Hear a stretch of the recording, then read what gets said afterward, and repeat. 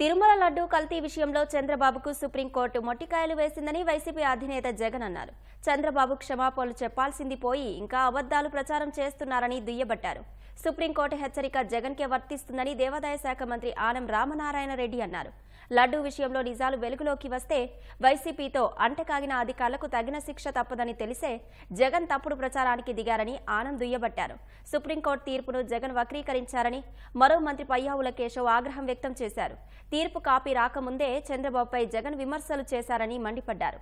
Supreme court ఏర్పాటు చేసిన సిట్తో అన్ని విషయాలు వెలుగులోకి వస్తాయని ఆశాభావం వ్యక్తం చేశారు.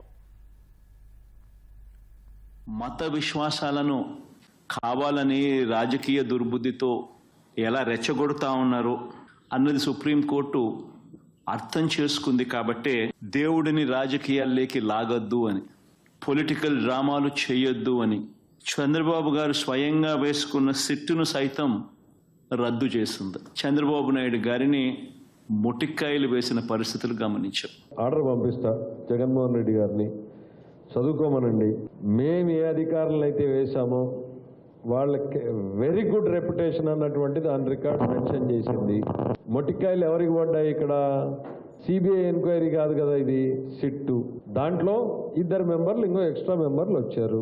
సుబ్బారెడ్డి గారు తాను హైకోర్టులో కేసు వేసిన విషయాన్ని దాచిపెట్టి సుప్రీంకోర్టుకి వెళ్ళాడు. అది సుప్రీంకోర్టు దృష్టికి తీసుకెళ్ళినప్పుడు కోర్టు తీవ్రంగా స్పందించింది. మొటికాయలు ఎవరికి పడ్డాయి? సుబ్బారెడ్డి గారికి పడ్డాయి. టీటీడీని వీళ్ళు అగౌరవపరిచారో వాళ్ళందరూ కూడా దోషులుగా నిలబడేటువంటి సమయం తొందరలోనే దగ్గరకు వస్తుంది. విచారణ పూర్తయిపోతేనే ఆధారాన్ని ఎన్డీడీబీ ఎవిడెన్స్ పెట్టాం. ఇంకా దానికి మించినటువంటివి లేవు. రేపొద్దున సిట్ ఇంకా బెటర్ డైరీలు కనుక్కుంటే అవి కూడా బయటకు వస్తాయి.